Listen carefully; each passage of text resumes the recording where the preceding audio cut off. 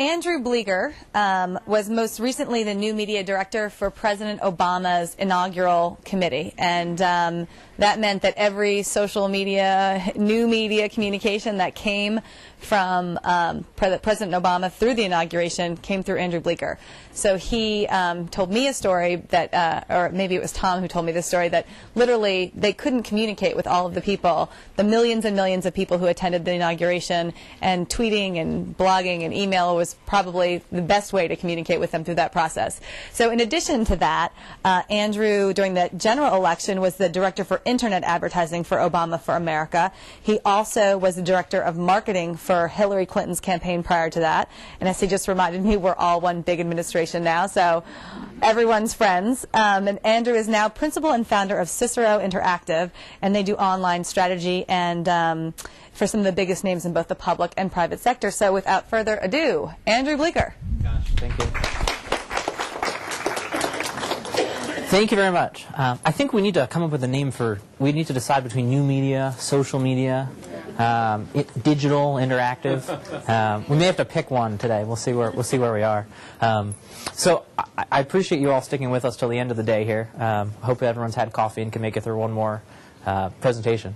I think today this has been a really interesting day from my perspective. We've started at a really high meta level and have gone over like what is social media. I think it was great opening this morning. What are the trends? How does it work? What are some of the tools in the box? And I think we started to drill down a little bit throughout the day. Twitter, which I'm not actually necessarily a fan, sorry to some of you in this room, but it has its uses, don't get me wrong.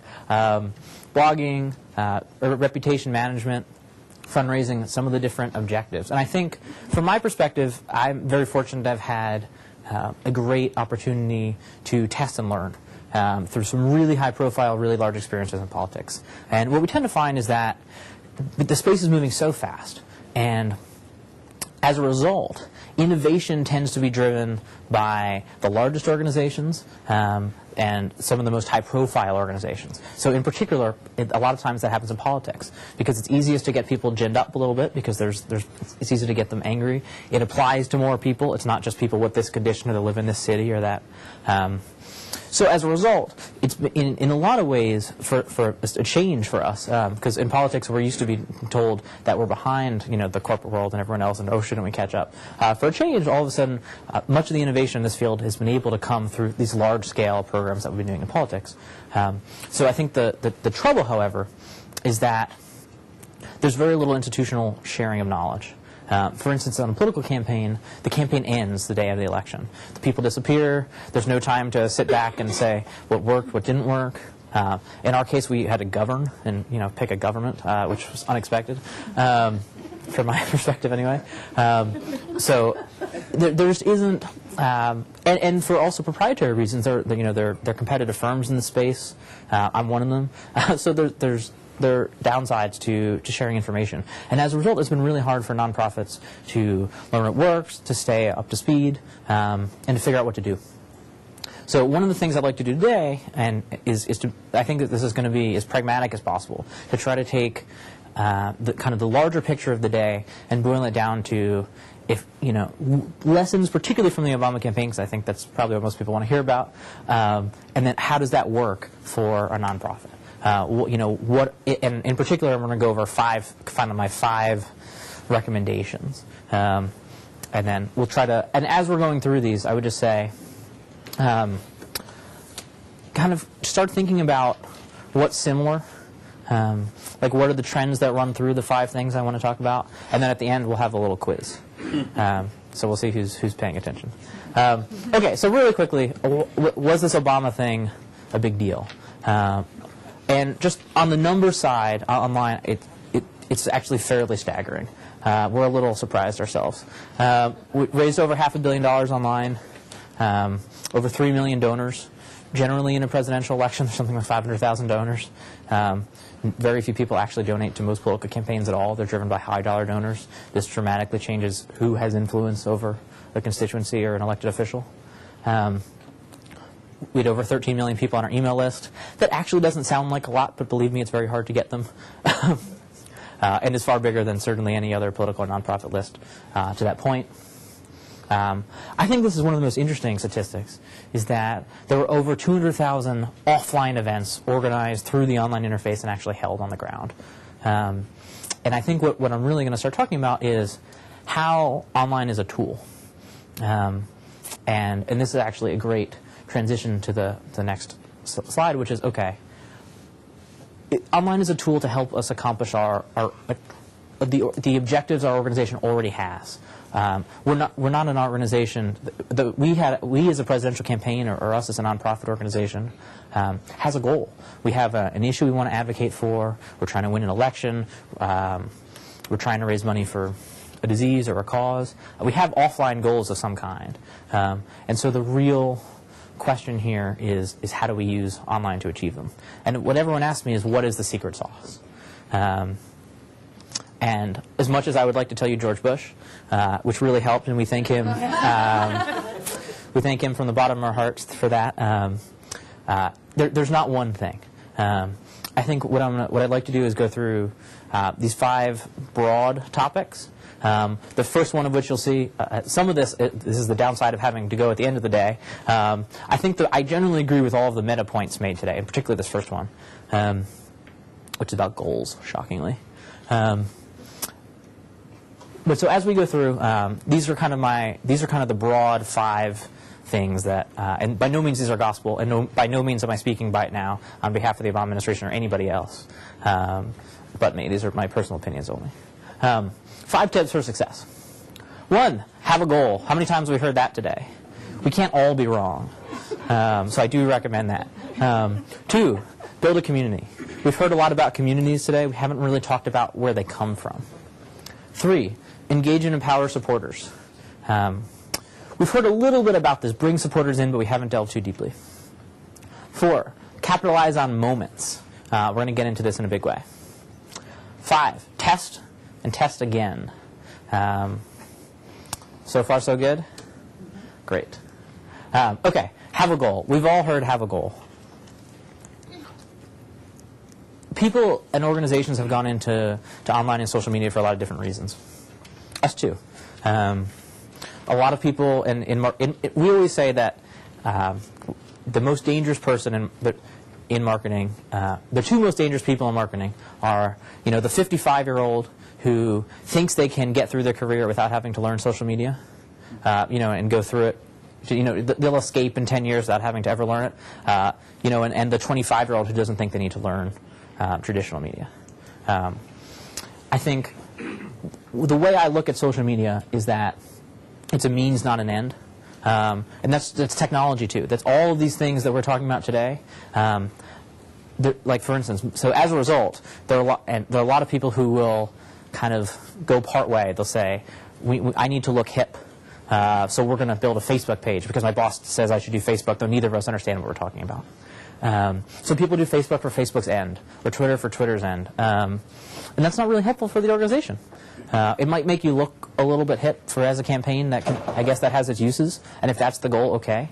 But there's got to be a reason, and then the whole strategy of which tactics and of which of the tools in our box that we're going to choose and how we deploy them really should, and measure them, is really going to stem from that. So what are the goals? The way I look at, I work almost exclusively in the nonprofit political space. And we generally there are a lot of specific goals, but we generally break them down to 3 categories, what we call the 3 M's. Message, money, and mobilization. Crass, potentially, but these are kind of the buckets. 1 is communications. We're trying to educate people. We're trying to spread our message. We're trying to make an argument. Money. Money is the crux of all things nonprofit, and will always be.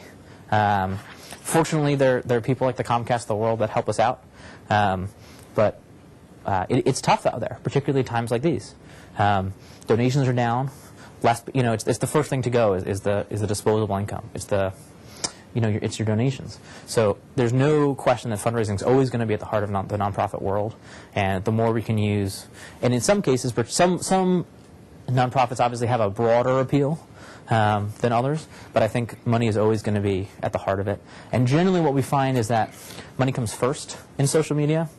And I'll talk about this a little bit later, but generally what we find is that it takes doing money, it takes being able to demonstrate fundraising, because it's the most tangible of the three, to get internal buy-in for everything else. And we've talked a little bit about how do we sell this internally. And for almost every nonprofit, the answer is raise money first, then you'll get what you need. And mobilization.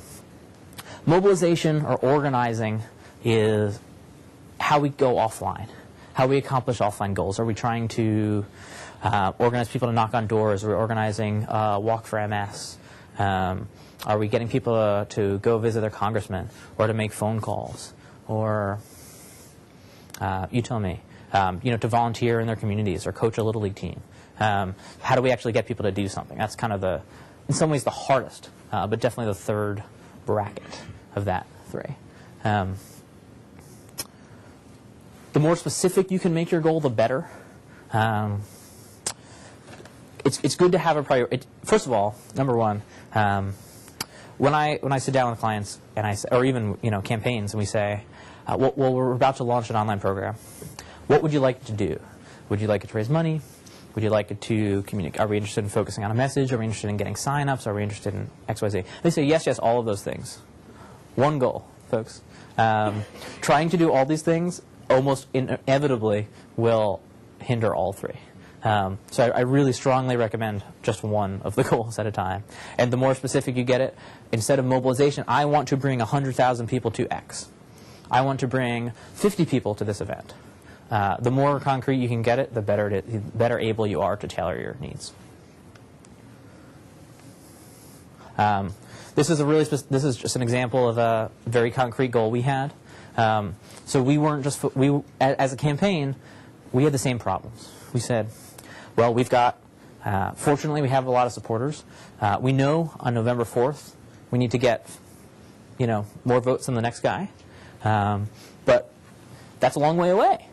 What are we doing now? And so we set up concrete periods or campaigns, as we heard in the fundraising session, which I definitely agree with, over the course of time. And one of the first was voter registration, which is that we're not going to get, in order for us to get more people to vote, and in our case, and in President Obama's case, it was critical that we expand the voting pool, because his ability to reach out to new voters, people that weren't traditionally engaged in the political process. So for us, one of the first goals is voter registration. And at first, voter registration was done the way it's always been done, which is you go to schools, the party tries to knock on doors, make phone calls, you set up, little booths at grocery stores and malls, and, the standard way of going about it. The one nice thing about, it's a curse and a blessing, actually. The Internet's very accountable. It's very quantifiable. And one of the things that we were able to do is say, look, we know exactly how much it costs to register someone the traditional way. We got to pay a field staffer. We got to, put them up in a state. We got to organize these events. Out of curiosity, what would it cost us if we tried to do voter registration online? And we were able to show, well, not only can we do this, we can do this cost effectively, and it can scale. So from our end, this is one of our larger objectives from the mobilization side was voter registration, or something like early voting. And as you can see, we tried to create a bit of a deadline, which is kind of one of the themes here, which is urgency. So that's just one example from our end, but there are lots. Build a community. A community is a tough word to define. And there are different types. Some communities are the ones we just heard about on the Comcast Twitter feed that are going to step in when Frank's not there, which is amazing, by the way, who have probably never met each other in their lives or even spoken to one another. Some are focused around a single issue or a single person or a single location. But there's something that brings these people together, and they have some shared experience. And this is a lot of what we try to do in terms of the engagement, is that what we're going to get to in step 3 is that in order for people to be they can't just necessarily be on your list to be a community. They need to be on your list and also aware of what you're doing and care in some way. but we'll get to that in a second. Understand your value proposition. This is something we have not talked about today, but is so critical. All nonprofits start out with a really great objective. They want to help fight a disease, or they want to help one community or another. But online, why should people care? Maybe you're one of 20 organizations that does something. Even if they really like your organization, they think you're great. And even if you're a huge national brand, people are busy. Even if you're Barack Obama, by the way. Look, people are great. He seems good. He seems like a good, maybe I'll vote for him. But why would I want to go to his website? Why would I want to get those emails? And apologies if any of you are on our email list and you get a few occasional emails from us. So understanding your value proposition is really important. And trying to make it as succinct and clear as possible is very important, which is why should people sign up? And why should they come back? And why should they care and be engaged in your organization? And the more you can relate that to what your organization really does at its core, and not just what the website does, is really important. Focus on list building is the first step. We've talked a lot about lists today, particularly in the fundraising session. And as we talk about all of the various tools in our box, I don't want us to get too... These are all great tools. But I don't want us to get too far away from the fundamentals, at least particularly because there are always limited resources in nonprofits and political organizations. In my mind, if a supporter or a potential donor comes to our website, particularly for the first time, maybe they heard about you in an article, maybe they saw you, they saw a spokesman on TV, or they saw a flyer, or someone told them about them. If you don't capture their information, you're probably not going to ever see them again. They're probably not going to come back a second time, at least not anytime soon. They're not going to give you any money. They're not going to help your organization. So capturing people's information, and I don't mean in a spammy pirate kind of way, but in getting people to join, getting people over that first hump so you can communicate with them again is really important, particularly by email, but the same is true of Twitter or Facebook, of anything else that allows you to message outward. Email, particularly because of the fundraising implications, I think, and at this point is probably still the most important because of the scale, because everybody really uses email at this point. Even on Obama, even when it was the highest profile election in recent memory, the majority of the country voted for this man. He was on TV every day. Most people wouldn't go to the site every day. Most people, really even until quite late, hadn't even really heard of who this guy was. Some guy named Barack, junior senator from Illinois. Maybe they heard he was a good speaker. They saw him on Oprah, but they weren't sold for a really long time. So one of the things, we did a lot of testing, and one of the things that nonprofits do all the time is in their first ask, particularly online, it's money. It's please donate. It's assuming you already support our organization, please donate. We found is some people would do that if we tried it, but most wouldn't. We'd do a lot better by first starting to say, look, we know you know who we are. Let us tell you a little bit more about us. Let us tell you what we're for, what we're going to do. So rather than going right into a donate ask or right into a volunteer ask, which how many people are really going to volunteer on anything or for any nonprofit? It's a much smaller segment of your total supporter base. We found that the most effective thing we could do by far was ask people to join. And there are a lot of different hooks and tactics and tricks you can do to try to get people to give them your email address. Try whatever works for your organization. But I really do think that in almost every case, and particularly smaller nonprofits, people aren't ready yet to donate as their first interaction. We need to kind of take them out on a date a little bit. Get to know them, get them to know you. You know what I mean? It's not one transaction, but it's a relationship, and that's what it's going to take to actually get them to come out and volunteer for you or to donate for you. So I definitely recommend starting your community by finding these people. And even for Barack Obama, they're not coming to you, so we have to go to them. Particularly for smaller nonprofits, there are a lot of different ways to do this. Earned media is one, blog outreach is one, social networks, online marketing, paid online marketing, traditional marketing, going door to door. infinite ways of making phone calls. There are infinite ways to do this, but they all require some kind of proactive effort. More than half of the people on the Barack Obama email list came in through paid online marketing, which is not a commonly known stat. And it's not just because I ran the paid online marketing program. People are reading about Barack Obama, on CNN, and they see a little ad. Learn more. Come to Barack Obama campaign events in your area. Oh, I'll look at that. Or we'll give you the information for where to find your polling place. It took us reaching out to them and then to bring them in. And I think that's one of the most important things is no matter how exciting your organization is, and you go there every day, most people probably don't. So whether it's giving an interview to a blog that covers your topic, or WebMD or whatever it might be, it's trying to find the people where they already spend their time. Fish where the fish are is the same idea. You know your organization better than anyone else does. You know who your prospects are. You know what they care about. Talk to your members. Figure out what they do online. Figure out what sites they read, what blogs they read. Depending on how old they are they on social networks? Are they not? Are they all part of the same mailing list, traditional mail? That works. It doesn't have to be an online tactic, but let's figure out where these people are and what they're doing. Go to them. Use your allies. Can't emphasize this more, particularly in the nonprofit scene. There's so many groups out there that have email lists, that have mailing lists, that have events, that have money, and are willing to help and like helping nonprofits because most of the time it doesn't cost them anything. So one of the most important things that we do with everyone we work for, particularly the Obama campaign, is who are our allies?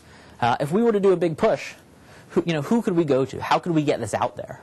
Rather than buying a huge TV ad, which is not something I ever had the money for. And particularly from an online standpoint, how do we build our own email list? And one of the best ways to do that is get other people to send for you. If you have an action, petition, a letter to somebody, a very specific drive or campaign, to ask some of your friends, can you help promote this, and we'll help promote your next thing, or we'll trade something else. And you'll be surprised to find that many people are very amenable. Couple examples. This goes back to the value proposition and recruiting people is, why would they want to sign up? And even somebody like Obama, we had to try some tricks. So I was in a meeting, and we were talking about the VP announcement. We didn't know who the VP was yet. And we said, we're not going to know who it is until a couple days before. And even then, it was going to be under wraps, and they were going to give us like 4 options of who it might be and whittle it down. So not knowing who it's going to be, where they're going to play, if they're even going to be popular. What do we want to do? Right? How do we want to announce this? Or more specifically, what do we want to do after in terms of email and fundraising and everything like that? And we said, hang on a second. Before we figure out what we're going to do after and how we're going to take advantage of the moment, let's talk about how we can use the announcement. So some of you might remember we pitched the campaign to let us announce via email and text message, which ultimately end up growing our list by millions of people and tripling our text message list in 2 or 3 days. Earned media is your friend here, and particularly with online, it's still a little novel to people that the press, and no offense to anyone in the room in the media, but it's easier for them to write about this kind of stuff. We got a lot of attention just with this, and we got tons and tons of signups. Just one example. But the concept here, even if you don't have a vice president to announce, the concept here is new, timely information they're not otherwise aware of. What are different value propositions? One is new information, updates. One is that you have this expert opinion leaders, and that you can be a good arbiter of what's really going on. A good example is a book club. What's the value proposition in the book club? One of them is that they have this huge editorial board, and they can tell you what are the good books that you should really read. What are the important books? So it's just figuring out for each organization what is that value proposition, and how do you pivot that into a list building strategy. This is a project called Renew America Together. It was usaservice.org, which is something we did around the inaugural. The day before the inaugural was Martin Luther King Day, which is significant for a number of reasons going into this inauguration. And we decided to make it a day of service, which is really part of the theme of the whole inauguration. And we said, how on earth can we get, we built this site about a week before Martin Luther King Day. Inauguration was a very rushed event. And this gave the people the ability to host and attend volunteer events around the country and create their own. and we didn't have any advertising budget. We didn't have any promotion budget. So this is we got on the phones. We made lists of our friends, and we started calling them up. And we said, "Look, what can you do to promote it?" And I think what you'll find is that more people than not are willing to help and send it. We ended up having over 1 million events in one day, with literally the budget was like a couple people and I and some phones. And the President of the United States. That helps too, a little bit. But really, I do recommend reaching out to your friends. 3, engage and empower supporters. One of the things, particularly with email, with Twitter, with all of this, is to kind of establish a really personal connection, to help them put a face on the organization. And I think for a lot of these organizations, certainly for Livestrong, there's an obvious face. For our campaign, there was certainly an obvious face. Sometimes you can get access to those people, sometimes you can't. And with regard to email, it's critical. And if that's where your fundraising is coming from, people aren't going to read and open emails from someone they haven't heard of. So it takes a little time. But establishing that personal bond. How many people in here feel like they know David Plouffe? Are any of you on our email list? Thank you. So what we did, and I'm going to skip ahead here. That's David Plouffe. He's our campaign manager. This is his little tiny office in our Chicago office that was cramped and filled with people. We shot videos of him probably twice a week. And at first he hated them, and by the end he was great and could do them without a script. He didn't have a script or anything. He just put his MacBook, flipped it open, little camera in there, and just talked for 3 minutes to our supporters and said, "Look, here's what's going on. Here's what we're doing. Here are the issues. Here's where we are. Here's the theme of the race." Sometimes, he would ask for money and explain why. He'd say, "Look, here's our budget. Here's how much we're spending per state. Here's why we need your help right now." And it was that kind of connection that really was like, wow. This is a big movement, but it doesn't feel big to me. It feels like I can make a direct impact. I have some agency over this. And I think that's pretty critical. Skipping back. Give supporters a voice and make them heroes. Make them heroes to me is a really powerful theme, which is we're asking a lot from people. We ask them for money all the time, particularly for nonprofits. We're asking them to get involved. We're asking. That's okay. That's kind of the nature of our organizations. But to do that, we need to kind of bring them in a little bit and say, first of all, recognize them, say thank you, but also give them a little power in this. Give them a say in what we're doing. Let them help. Give them some ability to be proud of what they're doing and to take leadership and recruit their friends, and to have some kind of role over where this organization that they're the ones building is actually heading. So the second example is change.gov, which is the site we had to build very quickly after the election, very, very, very quickly. And this is Valerie Jarrett, who's a senior advisor of the president. And basically the concept here was the Citizens Briefing Book, which is that when the president was going to take office, obviously we had all the agencies preparing these big briefings on what's the state of education, what's the state of this. We said, look, you tell us. It's your country. What's important? What does the president need to know? And brief us on what's going on with you, and we'll respond to some of these things. I wanted to bring this up for 2 reasons. One is because it is I think, a pretty good example of ways to give people a voice, and to give people. And we act, by the way, and you can see that just if you look at some of the videos here, it's a little small, but Stephen Chu. Daschle, who at the time was going to be Secretary of Health and Human Services, Arnie Duncan, the Secretary of Education. We had the top senior people read these things and respond. So it wasn't just they were going into a black hole, but look, we're actually caring. And Stephen Chu would read the energy and climate responses and say, I'm a Nobel laureate, here's what I think. But yes, we agree, or no, we don't, and here's why. The other reason I want to bring this up is because it was an example of how not everything goes as you plan. Most organizations will never have this problem because they fly under the radar and they don't make enemies. In politics, we make a lot of enemies, or we have a lot of groups clamoring for attention. To our surprise, the marijuana legalization crowd mobilized in force around the Citizens Briefing Book, and that was the top requested issue, which the president did have to respond to, which is not something we were thrilled about. But it was life, and we addressed it, and it's good to know that that population is out there. So, yes, there are dangers of social media, but they're not going to derail us. People get it. Okay, we're getting there. 2 more. 4, capitalize on moments. What are moments? Let me first say, particularly with fundraising, there are 2 types of gifts, and there are also 2 types of moments. The way I look at nonprofit fundraising, they're gifts of excitement and they're gifts of obligation. Gifts of obligation tend to be dying out, apologies, but they tend to be by a slightly older generation, I'd say 55 plus. This is a generation that's trained to make their donations at the end of the year for tax reasons and for everything else at the end of the year. And if you look at all the nonprofits across the country, we see huge spikes in December at the end of the year. This is fairly standard practice. The concept of gifts of obligation are pretty standard. They're going to do it even if we don't talk to them because, it's an Oxfam or whatever it is, and they give every year. Red Cross, whoever it is. Habitat for Humanity. The second type is gifts of excitement. And these are really the only type of gifts we find among people particularly 35 and below. They're not the ones who have a couple organizations that they always go back to.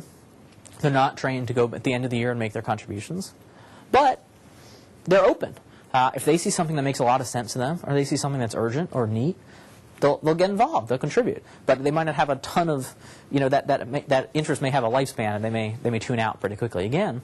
But it's gifts of excitement. So around that, and for both the obligation and the excitement crowd, moments are really critical. There are 2 types: organic and artificial. You guys can probably guess what this means. Organic moments are things that are going to happen anyway. And you want to try to find as many of these as you can.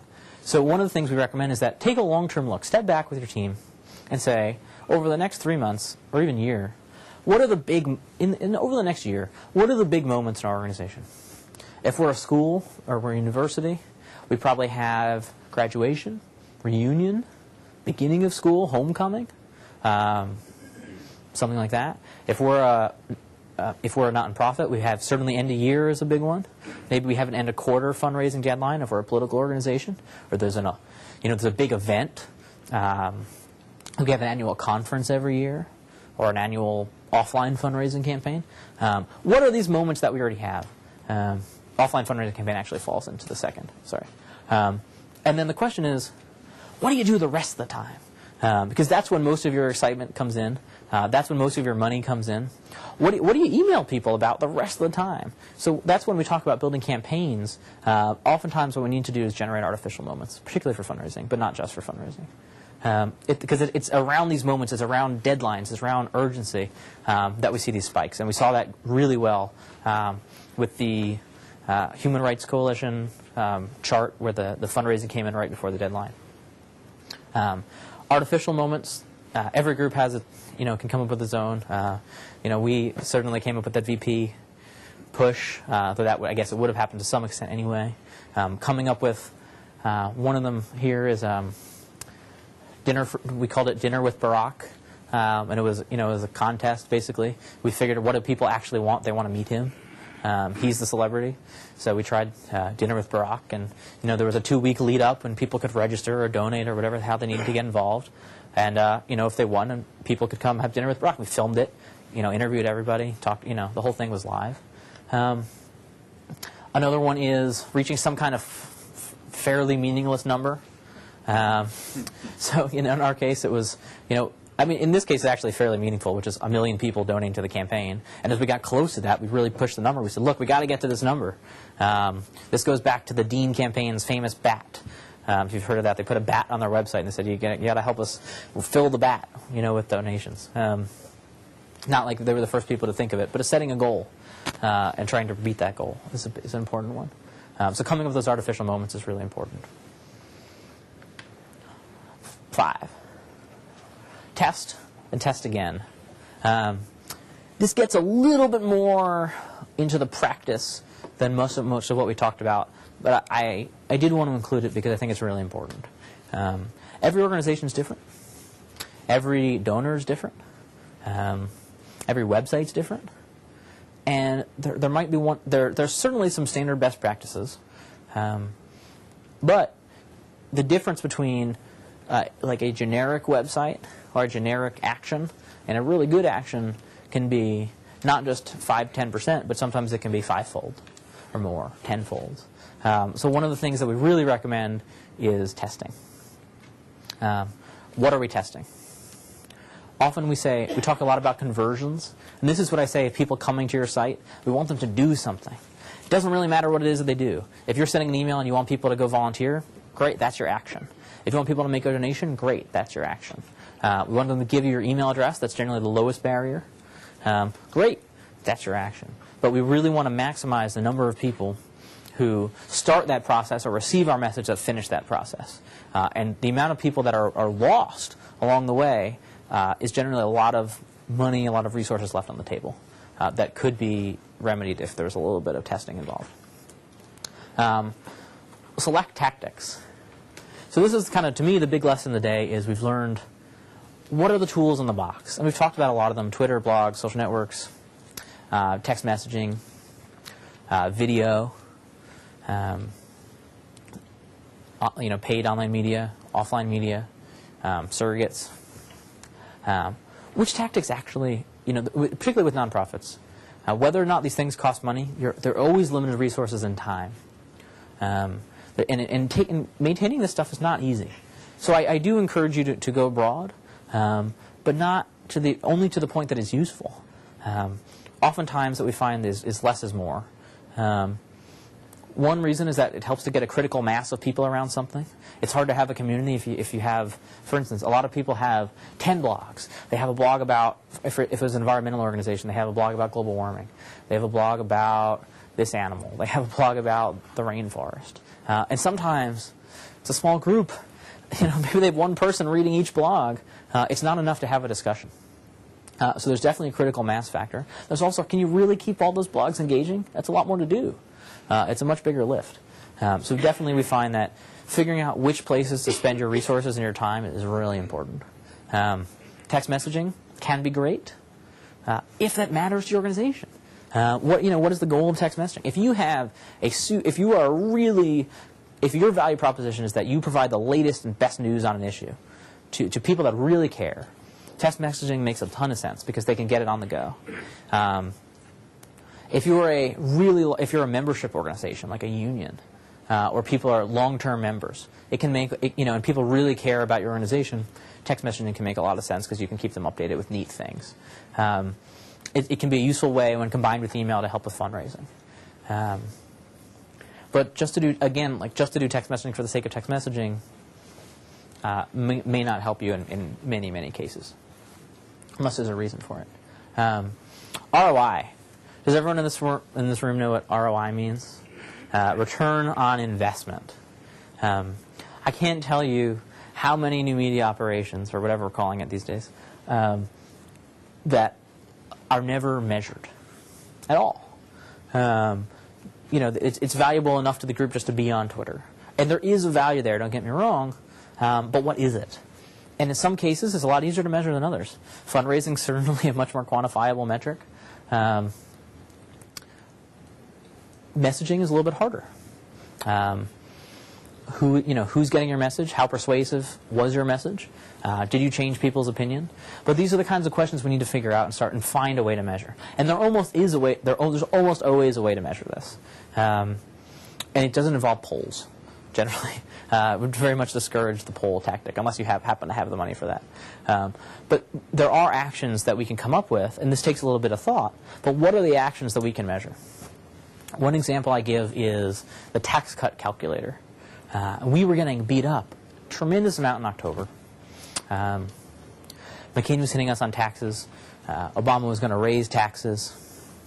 It was a bad economy. We'd be horrible for the rich. We're socialist. All these kinds of things, and those arguments were really sticking. And so online, responding with no or not is probably not good enough. We need a little more concrete information, and people are interested in concrete information. I mean, this is their pocketbook. So one of the things we did was we came up with a tax cut calculator. We put in our TV ads, we put in our online ads. The president was saying it as he walked, as he went to campaign stops, and people could go on. They could put in their state, you put in their income, whatever other factors they had, and would actually calculate based on a fairly good number of variables what their tax code would be under both McCain and Obama based on their proposed plans. And for 95% of people, except for that top 5%, people would save more money under Obama. And we were able to and how do we measure the success? 3 to 4 million people in battleground states calculated their tax cut. That's not necessarily to say we changed people's minds, but it was coming up with a slightly more tangible way of measuring something, even though it has a persuasion end game. So that's just one example. I'm going to go through a couple examples of testing and then take some questions here. Online ads. We tested bazillions of online advertisements. Generally, our one conclusion, the bigger Obama's head was, the better the ads would do. That's as big as we could get it and still fit in the ad. His chin's a little thick. So, if you have a major surrogate, definitely big head, unless they're not attractive. Splash pages. A splash page, and we talked about this with the light box, is before, when you first get to a site, particularly the first time you've been to the site, we bug you and say, hey, you're new. Tell us who you are. This was absolutely critical for list building. Almost, if you could only do one thing to your website, I would say add a splash page. Really. And we tested hundreds of different designs, videos, no videos, photos, what fields do we ask for. This was the winner. People like the family photo. But, I mean, we literally more than tripled the amount of people that signed up on this forum by changing the photo.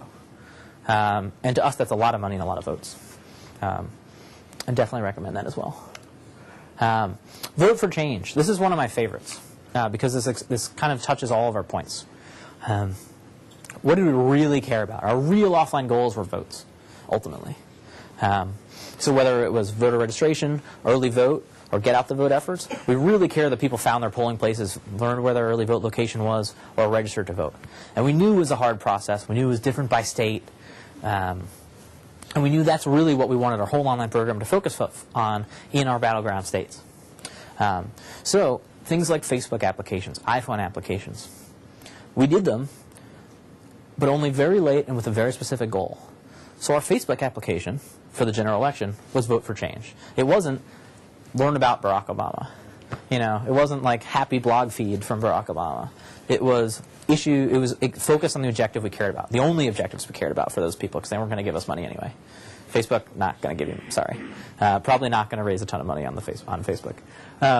So what we did was we came up with this application, and we tried to make it as simple as humanly possible. Find out where to vote. Enter your address. That's all you got to do. You don't have to tell us who you are. And it would just take you step by step through really simple pages. And it would help, and it would actually end up with a form filled out, ready to print. Or it would find you your location on Google Map. It would tell you the hours, when you needed to go, that kind of stuff. That's the same kind of thing we did with an iPhone app. With all these different medium, with online ads, is we only cared about these really concrete goals. So yes, we have all these tools, but we didn't use them just for the sake of them. We used them to accomplish something. And ultimately, more people in certain battleground states, more people found their polling locations on Election Day through Vote for Change than the margin was in certain states, which is nice to know. Trends. Okay, quiz. I promised a quiz. Very quickly. Some of these I gave away. I'm sorry. What trends are we seeing here? These are just five examples or 5 suggestions. There are plenty more. I could do this all day. Literally, I do for a living. But what trends run through these? What are some of the similarities? Any ideas, either online or here? Please? No? Okay. Have a call to action? Yes, have a call to action is very important. Actually, not on my list, but super critical. But absolutely. I love that one. Anyone else? What about urgency is one I gave away. All right, I will cave.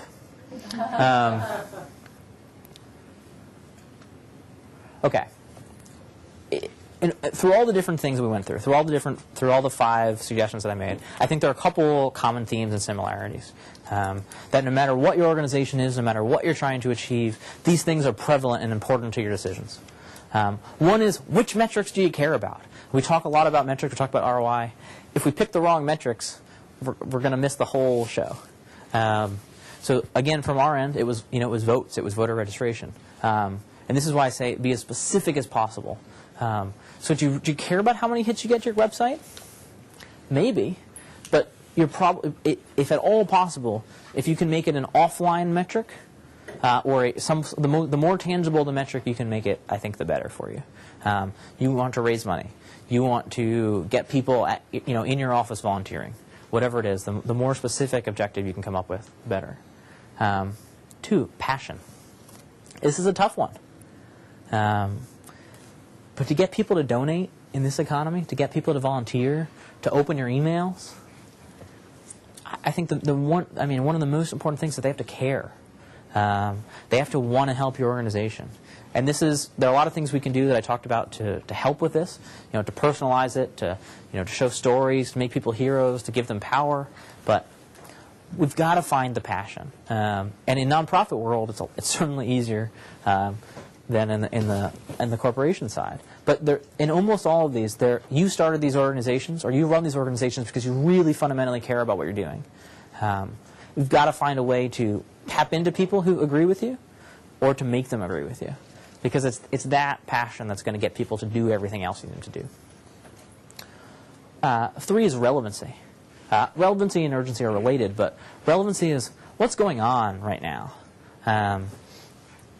particularly certainly in political news, but just kind of in the world, in the zeitgeist here, both online and offline. What's going on in popular culture? We hear a lot about healthcare. We hear a lot about the economy. We hear, today and yesterday about North Korea. We hear about torture memos being released. It doesn't even have to be a big thing, but it can be in your city. But how can we tie in what you're doing to what people already care about? And the more we can do that, and maybe that's, a good example of that is with Remind, which is, look, let's send the stuff out on Veterans Day, on Memorial Day. But how can we tie in what people are already doing that day and what's already going on to what we want to do? Urgency.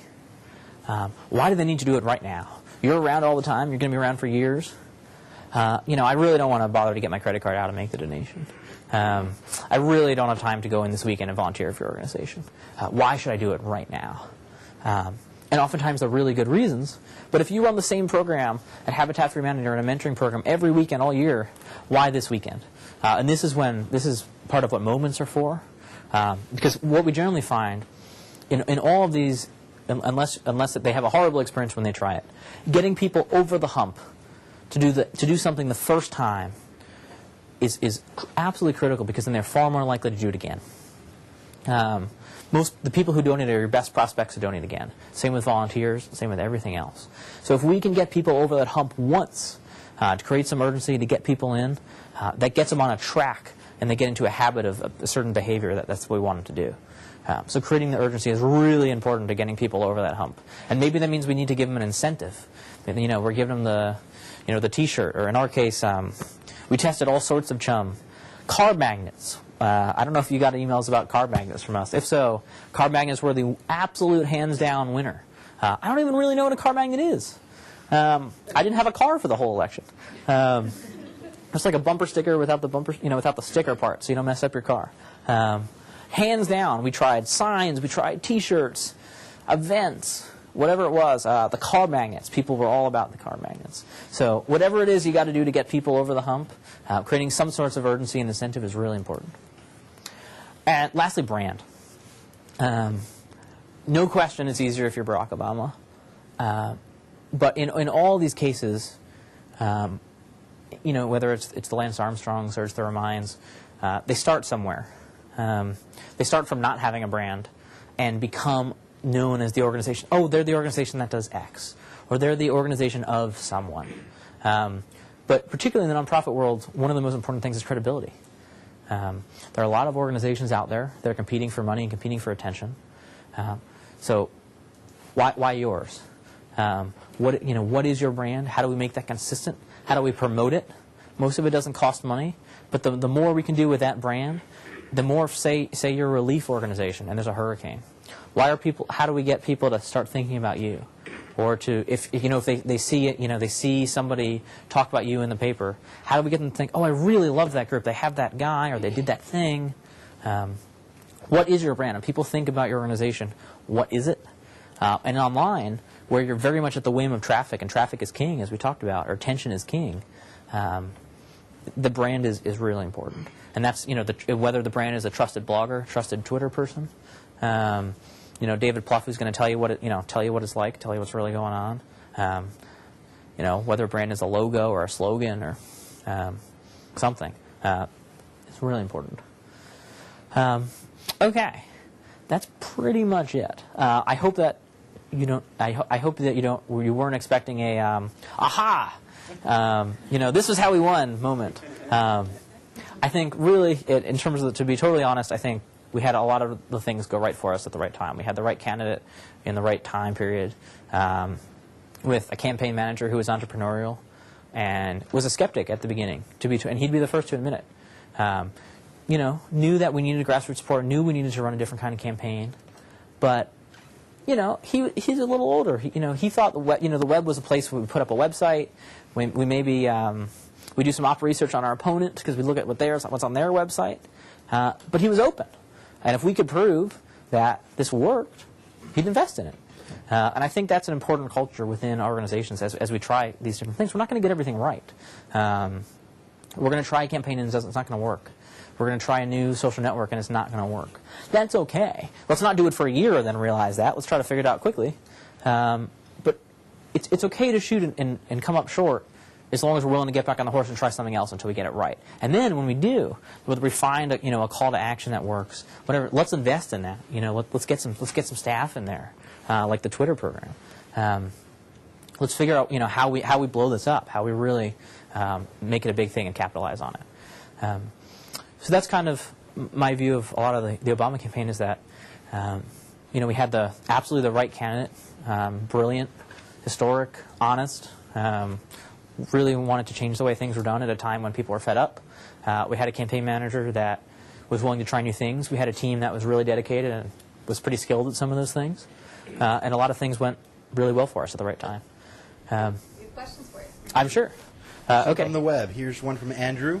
It says, given limited budgets and personal resources of nonprofits, if only one or two social media efforts or tactics could be pursued, which one would you choose? Building your email list, I would say, is top of that list.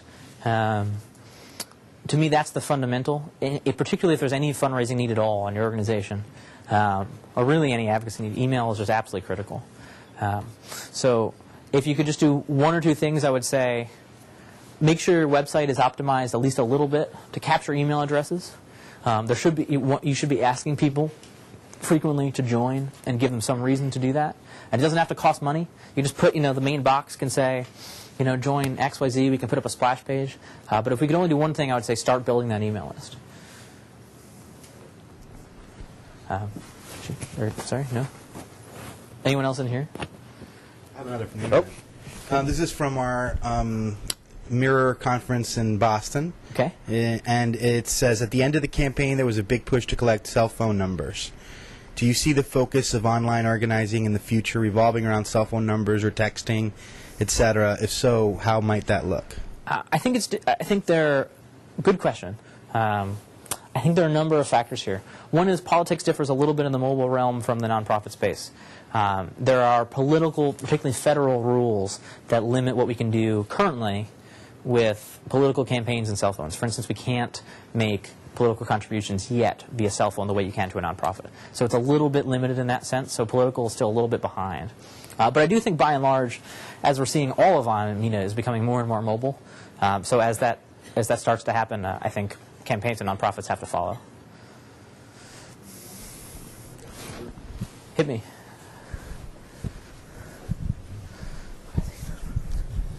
So we have 5 car magnets, only 2 cars. Thank you. We knew somebody got them. We're the ones. We bought into it every time. Great, thank now, you. a lot of what you did appeared to have a lot of back-end work that had to go into it. To have every polling place, for example, where I got an email with all the neighbors, all of my neighbors, to go out and knock on doors. How did you go about that? How did you plan that, work that, and how does a small organization go about doing it? I would say that you're very much right, and that was not a small lift, and that's something we spent a long time on and a lot of thought. I would say, by and large, focus on the big things first that have the biggest bang for the buck. That stuff's great, but it's not necessary in most cases. I think what this really brings up is the issue of segmentation, which is that not every one of your supporters is the same. Not everyone cares about the same things, or has the same top issue, or joined for the same reason, or is going to be active in your group in the same way. But while there are infinite ways you could segment your email list or segment your communications, try to figure out what are the one or two most important that are really going to change. Maybe if you segment men and women, they perform the same way. But if you segment people who came in before an event and after, they perform totally differently. So I think the question is identifying, given that you can only do so many things, what are the couple that are really going to impact most? Oh, sorry, you have to use the... What were some of the larger gifts that came to you online? Larger financial gifts? Yeah.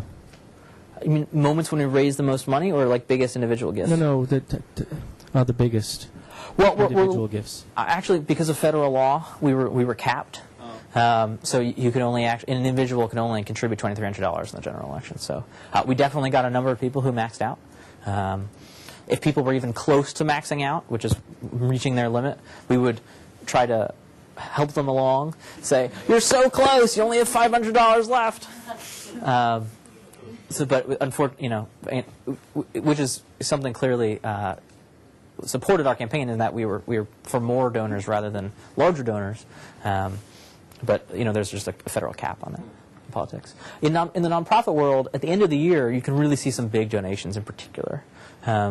And there's a trade-off between focusing your efforts between the few people that are really going to help you, which is maybe using online to help fuel your large donor program, and to also where do you put your resources, large donor program or building a grassroots donor base, and hopefully they don't have to conflict, but they're worth considering.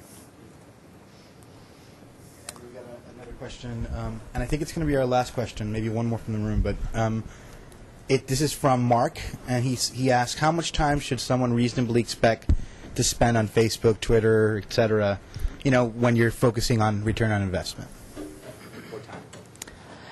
I think this goes back to what Tom said about email, which is that there's no such thing as too much. There is such thing as too boring. And I think that's a pretty good rule of thumb, in that if you have something interesting to say, and that because your organization is really active and there are 3 big things that day, great. Make sure that your supporters know about those 3 things. But we don't need to overdo it. Some organizations are going to have time and try to, they're going to have time to try to friend everyone and follow everyone and comment on people's posts. I would say just make sure you're doing the big things first. Don't worry so much about personal touch until you have the resources to do so. I think there's one question right behind you. Given what you said about the importance of building email lists and segmentation, I assume at Obama you have your own servers, etc. For the small non-profit like myself, are there any email services that you particularly would recommend? Like, we use Constant Contact, and we're having a big problem with them and their really tough spam policy. Are there any others that you would recommend? So which technology vendors was the question, particularly for email? The space is moving very fast in that realm. I know there are even people in this room that are in that business, and I definitely recommend you guys touch base. I think there are a lot of good technologies out there. I don't think there are any great technologies out there in the nonprofit space, but we have made a lot of progress in the last few months because there's been a lot of new investment in the space post the 2008 election. I'm sure there'll be a lot more over the next year. I'm happy to talk to you after about specific ones, but I use a little bit of everything, hoping that the competition is going to take us to a better place. But I think they're going to continually get better. And I think the real question for an organization is just there are different levels of service, there are different levels of scale of systems. Some of them are $100 a month, some of them are $10,000 a month. So I think the real question is just finding what's right for you. And there are definitely services along the progression of that. Do you want to do one more? No? Great. So how do you find the line between sending people too many emails and trying to raise money with your email list? I think again it's a little bit of the boring question, but we also look at the numbers.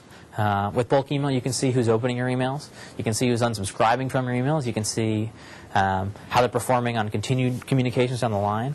And if you send an email and a lot of your list, if you hit the same message and you realize a lot of your list is unsubscribed, and that never normally happens, that causes you to go back and think, what about this was problematic for us?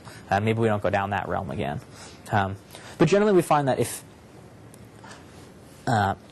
you can keep things urgent, and if you can keep things relevant, by and large, you're going to have to send some fundraising emails, and that's okay, and people get that. But do make sure that there's some other reason that they still want to stay involved in the organization. That they're getting, there's enough other stuff that they still care and they could still be involved, even if that's not the way they choose to participate. So, would you say that 1/10 of 1% unsubscribe is a lot for now? Not necessarily. Yeah, I would say it's pretty small. I think it's really relative to your list. In terms of a lot of people ask best open rates, that kind of thing. It really depends on the list. Oftentimes, I've seen small lists that are incredibly active. There are older lists that haven't been cared for well that now perform much worse. It depends a little bit on the age, how recently somebody joined, how much has been going on, and if there's someone that they really identify with that's sending them the emails. Well, great. Well, thank you guys very much.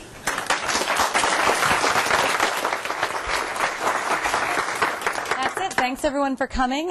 For folks online or actually in the room, you can visit us at Comcast New Media Exchange. You can also go to Comcast Voices, where Scott and others will be posting comments about today, and you'll see some interviews with the presenters. And then don't forget the hashtag is CNME, so you can follow all the conversation on Twitter today if you're interested in checking that out. Thanks, and have a great day. Thanks for coming.